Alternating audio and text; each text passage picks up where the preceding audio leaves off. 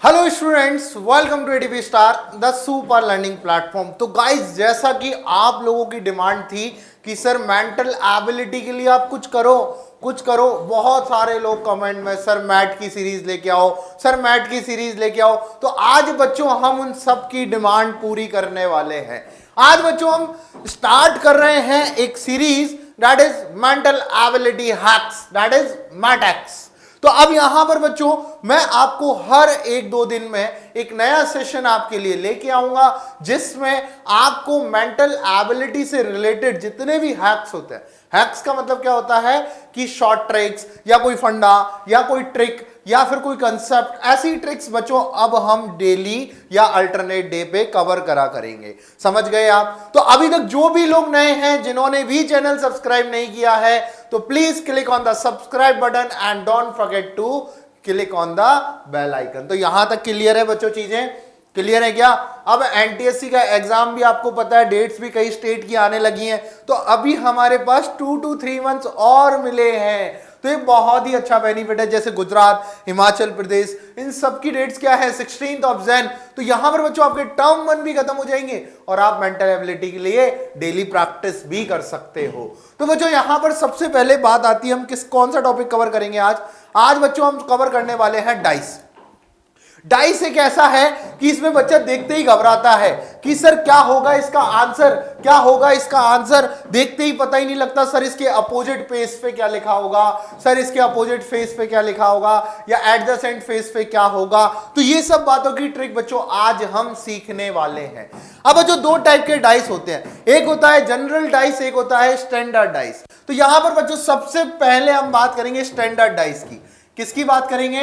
Standard dice की। अब जो स्टैंडर्ड डाइस में अब आपके पास यहां पर बच्चों अब स्टैंडर्ड डाइस और ऑर्डिनरी डाइस। स्टैंडर्ड डाइस में क्या फंडा होता है वो बात आप समझना कि स्टैंडर्ड डाइस में हमेशा जैसे 1 के अपोजिट जो नंबर होगा वो क्या होगा भाई? सम क्या आना चाहिए? 7 आना चाहिए। तो 1 के अपोजिट क्या होगा?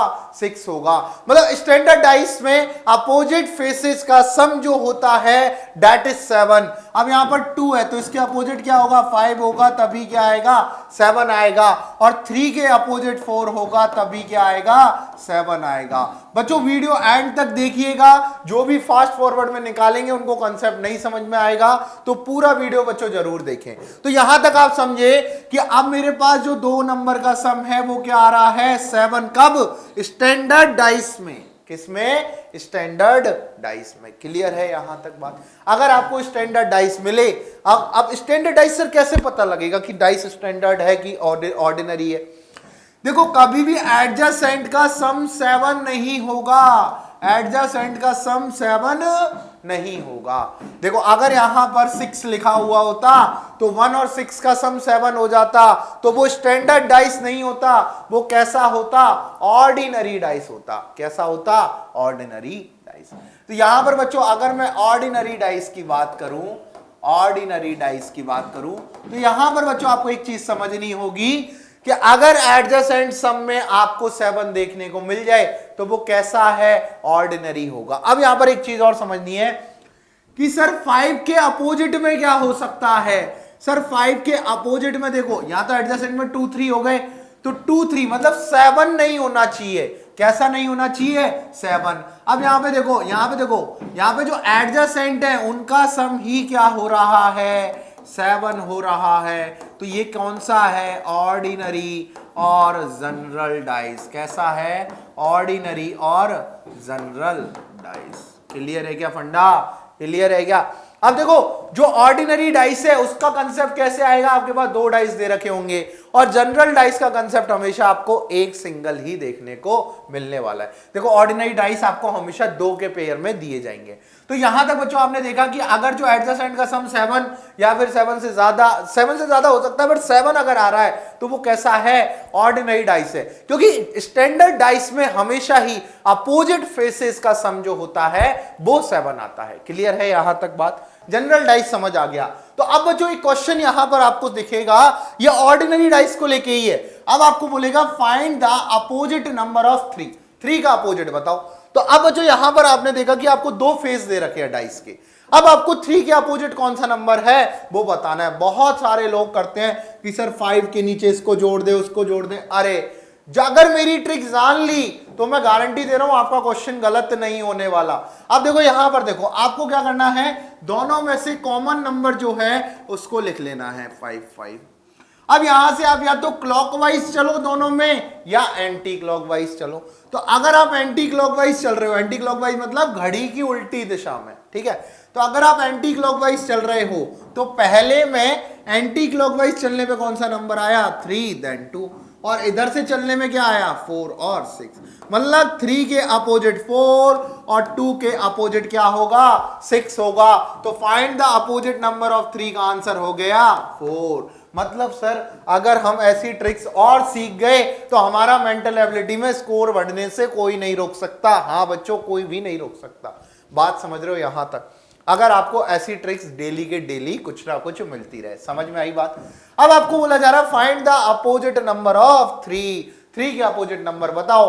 तो अब एक बार बताओ, कहीं भी सम 7 हो रहा है क्या, नहीं हो रहा, तो बस 3 के अपोजिट नंबर क्या होगा, 3 + 4 = 7। कैसा डाइस है ये, स्टैंडर्ड डाइस। कैसा डाइस है, स्टैंडर्ड डाइस। तो यहां पर बच्चों क्या होगा, opposite number 4 is your correct answer. समझ गए क्या यहां तक? क्लियर है क्या बच्चों, क्लियर है क्या? चलो फिर आगे आपसे बोला जा रहा है find the number opposite to 6 के अपोजिट नंबर बताओ। तो अब बच्चों आपने देखा कि सर कौन सा कॉमन है, क्या करना है बच्चों, कॉमन लिखना है। तो यहां 1 और 1 दो चीजें कॉमन है। अब 1 से एंटी क्लॉकवाइज चले और 1 से एंटी क्लॉकवाइज चले, पहले में आएगा पहले 6 देन 3, यहां पर आएगा 2 देन 5। तो बच्चों यहां पर देखो 3 के अपोजिट नंबर आएगा 5 और 6 के अपोजिट नंबर आएगा 2। तो यहां पर option A is your correct answer. Clear है क्या बच्चों, क्लियर है क्या यहां तक? अब यहां तक आपको धीरे धीरे समझ आ रहा होगा कि सर ये तो बहुत बढ़िया बात बताई आपने। मतलब मैं तो हमेशा ऐसे जोड़ जोड़ के देखता था कि सर 1 को इसके ऊपर रख दूं तो 2 उधर चला जाएगा और 3 के 5 उधर आ जाएगा। ऐसे कर करके बच्चे बहुत कंफ्यूज होते हैं और बहुत सिंपल ट्रिक्स है। मैथ पूरी आपको मैं बताऊं, एक आधी चैप्टर ऐसा होगा जिसमें कोई ट्रिक्स नहीं होंगी, वरना हर चैप्टर में कोई ना कोई मेथड तो ऐसा है जिससे आपके उस चैप्टर को सिंपल बनाया जा सकता है। क्लियर है क्या फंडा, क्लियर है क्या? तो अब आ गया अच्छा क्वेश्चन। क्वेश्चन अच्छा है। क्वेश्चन क्या कह रहा है आपसे, find the number opposite to 2 के अपोजिट बच्चों आपको क्या बताना है, नंबर बताना है। तो यहां पर बच्चों आप ये देखो कि सबसे पहले आपने देखा कि 2 के अपोजिट नंबर बताना है। सर 2 के अपोजिट बताना है तो यहां पर अगर हम पहले और दूसरे को कंपेयर करें, पहले और दूसरे को कंपेयर करें तो दोनों में कॉमन क्या है सर, 6 है और इधर 6 है। 6 से एंटी क्लॉकवाइज चले, 6 से एंटी क्लॉकवाइज, यहां आएगा 1 और 4, यहां आएगा 5 और 3। मतलब सर 1 के अपोजिट 5 और 4 के अपोजिट 3, तो 6 के अपोजिट तो फिर एक ही बचा, दैट इज 2। अब 6 के अपोजिट क्या होगा, 2 होगा। अब ये वाली चीज तो आपको समझ आ गई। सर फिर इन दोनों में तो कुछ कॉमन ही नहीं है, कैसे पता करें? सर इन दोनों में कॉमन है, इन दोनों में कॉमन है। अगर इन दोनों में कॉमन है तो सर इन दोनों का कॉमन और मैच कर लो। तो अगर हम 1 को ले लें तो 1 के अपोजिट क्या चले, एंटी क्लॉकवाइज, और इधर एंटी क्लॉकवाइज। तो यहां पे आएगा आपके पास 4 और 6 और यहां आएगा 2 और 4। बट सर एक बात मेरे को बताओ कि अब यहां पर इन दोनों से तो आ रहा है आपके पास क्या, इन दोनों से तो आ रहा है आपके पास 6 और 6, 6 और 6। तो आपको समझ आ रहा है कि भाई 6 के अपोजिट क्या है, 2 है। अब यहां पे देखो 4 के अपोजिट 3 है, 5 के अपोजिट क्या है, 1 है, लेकिन यहां 4 के अपोजिट 2 है और 4 के अपोजिट ही 6 है। कैसे पॉसिबल है सर? ये तो पॉसिबल ही नहीं है। अगर यहां पर 4 के अपोजिट और कुछ होता या फिर 6 के अपोजिट और कुछ होता तब भी हम कुछ मानते, बट यहां पर देखो आपके पास क्या है, 4 के अपोजिट क्या है, इधर 2 है और उधर क्या है, 6 है। क्या कभी पॉसिबल हो सकता है कि 4 के अपोजिट आपको 2 नंबर बच्चों हमेशा देखने को मिले? तो अब हम बच्चों बात कर लेते हैं बहुत ही सिंपल कि यहां तक हमने पढ़ा कि भाई क्या हमारे पास डाइस की थ्रू शॉर्ट ट्रिक हो सकती है, बहुत सारी चीजें आपको सीखने को भी मिली। तो बच्चों कमेंट में जरूर लिखना आप कौन से टॉपिक पे और चाहते हो, क्योंकि मुझे उसी टाइप से मजा आता है कि आप कमेंट में लिखो और मैं उसका जवाब दूं कि हाँ बच्चों अब ये वीडियो अवेलेबल है। बहुत सारे बच्चों की एक क्यूरी भी है कि सर स्ट्रैटेजिक सेशन लेके आओ। देखो स्ट्रैटेजिक सेशंस लाना जरूरी है, मैं मान रहा हूं, लेकिन उससे भी जरूरी बहुत सारी चीजें कि आपको कुछ कंटेंट सीखने को मिले।